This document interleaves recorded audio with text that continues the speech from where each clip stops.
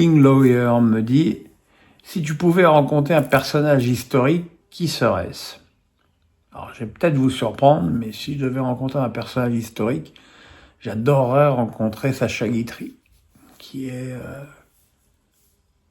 un de mes auteurs préférés.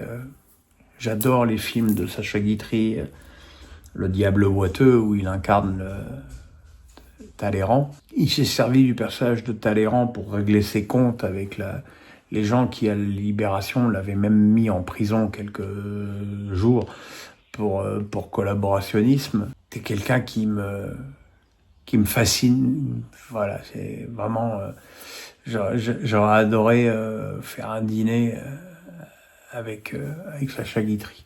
Yvous me dit, quand on voit la fête au sud de Londres après la victoire de Crystal Palace en FA Cup, puis la joie populaire au nord de Londres avec la victoire de Tottenham, c'est fascinant, Londres et le foot. Ressentais-tu cette énergie quand tu bossais à Londres régulièrement ? Bah oui, parce que dans la même ville, t'allais de Tottenham à Arsenal, à Crystal Palace, à Luton, qui est un petit peu dans la banlieue, mais bon, qui était pas loin non plus. T'allais à Craven Cottage, à Fulham, qui est un petit stade assez incroyable avec sa petite maison sur le côté, à Chelsea. Bon, voilà. En France, on est encore à se réjouir qu'il y ait un deuxième club de Ligue 1 à Paris, alors qu'en Angleterre, il y en a toujours 5 ou 6 qui sont sur l'ombre. Mais voilà, encore une fois, c'est une question de culture et d'appartenance. Après, c'est les clubs de quartier, tu vois.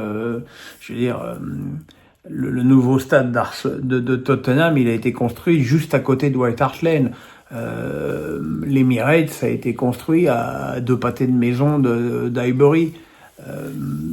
Tu peux pas, à un moment donné, il était évoqué que le nouveau stade d'Arsenal sorte de Londres. Et c'était impossible dans l'esprit des supporters. Je veux dire, c'est quand tu entends que le PSG pourra avoir son nouveau stade à Poissy ou ailleurs, c'est quelque chose qui serait impensable pour des supporters anglais.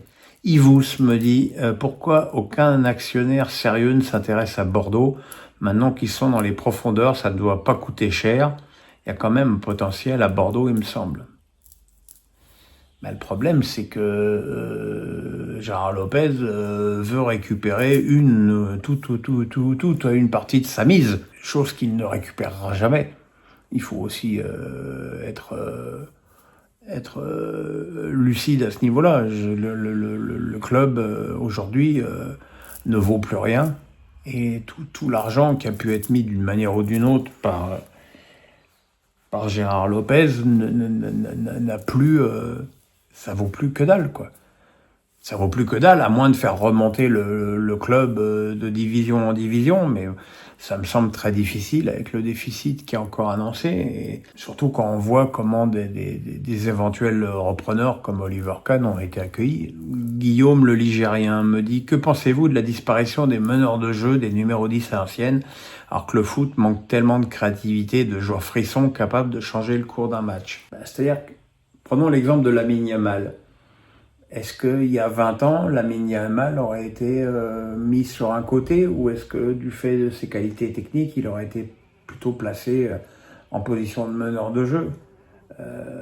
Aujourd'hui, un joueur très créatif, on va le mettre sur un côté, et plus probablement sur un côté faux pied, comme c'est le cas de Lamine Yamal, qui est gaucher et qui joue à droite à Barcelone. Je pense que c'est aussi le fait que les clubs répugnent à mettre des joueurs numéro 10, et peut-être aussi qu'il y a le problème d'avoir un mec qui soit dépositaire du jeu. C'est-à-dire que si tu as un mec qui est dépositaire du jeu, comment tu fais quand il est pas là ? C'est voilà. Moi aussi, je regrette l'époque des Zidane, des Suzic, de tous ces mecs qui nous ont fait rêver, même Ronaldinho. Mais même Ronaldinho, il jouait sur un côté, ce qui n'empêche que c'était quand même une forme de numéro 10 quand même. Jamal me dit « J'aimerais savoir ce que tu en penses de la Coupe du Monde des clubs et est-ce que ça va durer dans le temps ?» Bizarrement, plus ça approche, plus ça m'intéresse. Plus j'ai envie de m'intéresser à cette compète et j'ai envie que ça marche aussi, quoi. J'ai envie que ça donne peut-être un élan aux compétitions de club. Effectivement, si c'est tous les 4 ans, ça peut devenir effectivement un rendez-vous important. Maintenant, ce qui compte aussi, c'est les critères de sélection. C'est vrai que c'est un petit peu étonnant qu'un club comme le FC Barcelone ne participe pas à cette compète. Maintenant, oui, c'est vrai que, puis bon, faut pas être fou cul non plus. Ça va animer ma chaîne pendant des jours où normalement j'aurais pu raconter ma vie, ce qui n'intéresse personne. Actarus. Peu de gens voient l'Inter contrarier le sacre du PSG. En ce qui me concerne, je crains le 1-0 Inter, score habituel des finales de Ligue des Champions. Selon toi, dans quel piège pourrait tomber le PSG face à ce surprenant Inter? Alors, je sais pas aussi, où tu vois que peu de gens voient l'Inter contrarier le PSG. Moi, je vois beaucoup de gens dire que l'Inter a plus d'expérience, que l'Inter est plus filou sur le plan défensif. Je suis pas d'accord avec toi. Je pense que pour ce que je peux en lire, je pense qu'il y a plus de gens qui voient l'Inter l'emporter. Le piège dans lequel pourrait tomber le PSG, c'est pas vraiment un piège. Je pense que cette finale, elle peut vraiment se jouer à l'efficacité offensive. C'est-à-dire qu'il y a eu beaucoup de matchs quand même cette saison où le PSG s'est créé une foultitude d'occasions et n'a pas marqué. Je veux dire, le dernier exemple, c'est la défaite au Parc contre Nice, où Boulka était en transe et où le PSG aurait pu marquer 4, 5, 6 buts dans ce match. Mais voilà, par manque d'efficacité et puis le fait d'être tombé sur un gardien en état de grâce, ça n'est pas arrivé. Je pense que le PSG, si le PSG est efficace offensivement, ils auront une bonne chance de remporter cette Ligue des Champions. Après, moi je veux bien qu'on insiste beaucoup sur la capacité défensive de l'Inter. Elle a quand même encaissé 6 buts en 2 matchs contre le Barça. Et voilà, le PSG a une attaque qui est capable de marquer des buts, à condition, encore une fois, qu'elle fasse preuve d'efficacité devant le but. Jonathan Jamais me dit, que penses-tu du Festival de Cannes? Penses-tu que le Festival de Cannes est encore glamour ou est-il victime de la médiocrité ambiante? Si tu veux, le problème du Festival de Cannes, c'est que d'un côté, t'as tout le décorum avec Tom Cruise qui vient présenter son dernier blockbuster, et puis t'as les films en compète où t'as en général un film moldave doublé en polonais d'un paysan homosexuel dans les années 30 au nord de Gdansk.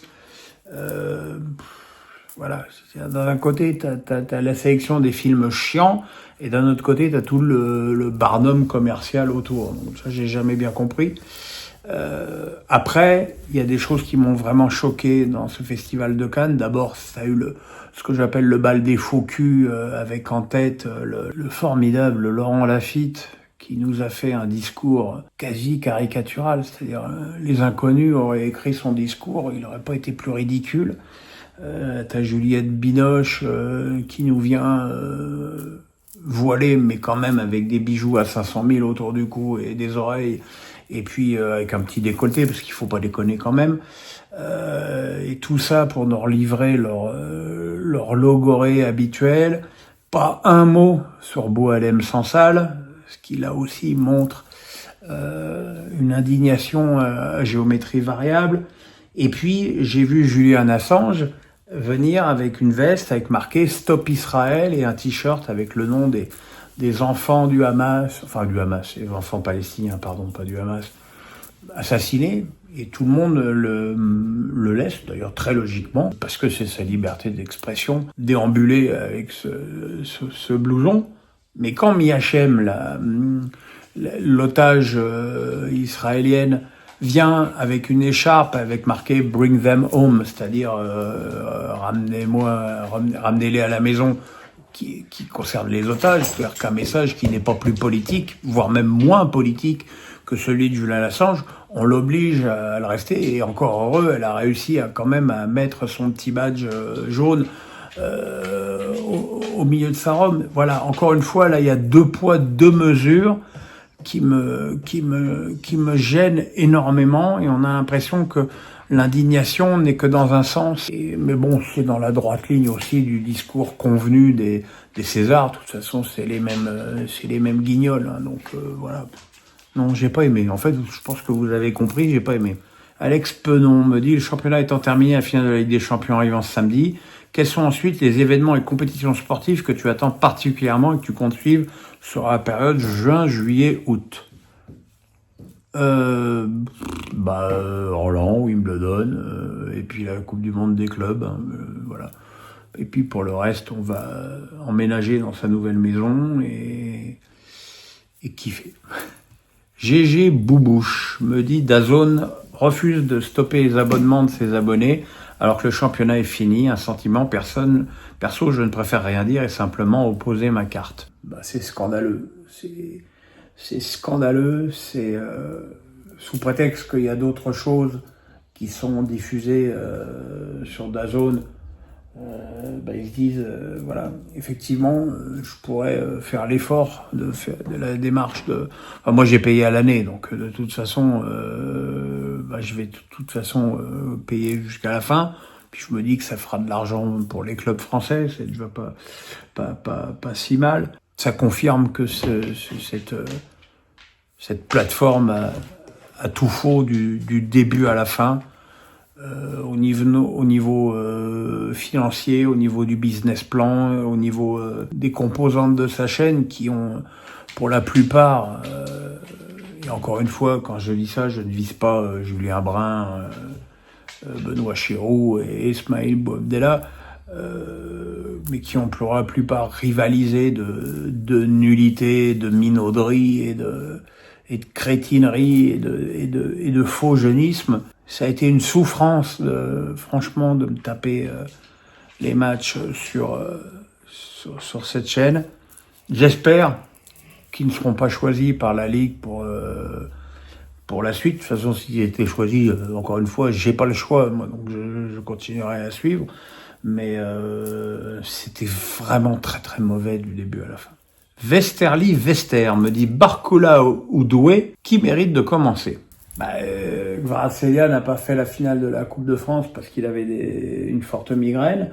Barcola a saisi sa chance, si tant est que Barcola avait une chance à saisir, en faisant un doublé et une passe décisive. J'ai comme dans l'idée que le profil de Doué est plus à même de commencer la finale. Avec en plus, un autre avantage, c'est que Doué aime jouer à droite, et que Barcola n'aime pas jouer à droite, et que Kvaratskhelia est bien meilleur à gauche qu'à droite. Donc la logique voudrait que l'attaque qui débute la finale samedi prochain, ce soit Doué, Dembélé, Kvaratskhelia, et que Barcola rentre dans la dernière demi-heure pour apporter son punch et peut-être son sens du contre dans le cas où le PSG aurait le bonheur de mener au score. Jackie Boy me dit, comment expliquer un tel manque de résultats dans le tennis français féminin, car aucune n'a eu des résultats probants ces dernières années. La numéro 1, c'est Sabalenka. Elle est biélorusse. Est-ce que on parle de la formation biélorusse? Swiatek a remporté les 3 derniers Roland-Garros. Est-ce qu'on parle de l'école polonaise de tennis féminin? Non plus. Je pense qu'un grand champion, je veux dire, Djokovic est serbe, Federer est suisse. Voilà, un grand champion, ça se décrète pas. Là, aujourd'hui, on a Fonseca qui arrive et qui est brésilien. Il n'y a pas non plus une école brésilienne. Je veux dire, je pense que des grands champions, c'est d'abord un diamant que tu as en toi et qu'il faut travailler derrière. Après, je pense que la méthode française qui veut que les jeunes aient des résultats en jeunes n'est pas forcément la bonne, parce que quand tu es jeune, tu peux avoir un tennis en construction. Je le rappelle, je le dis assez souvent, que Pete Sampras n'était pas dans les 10 meilleurs juniors américains.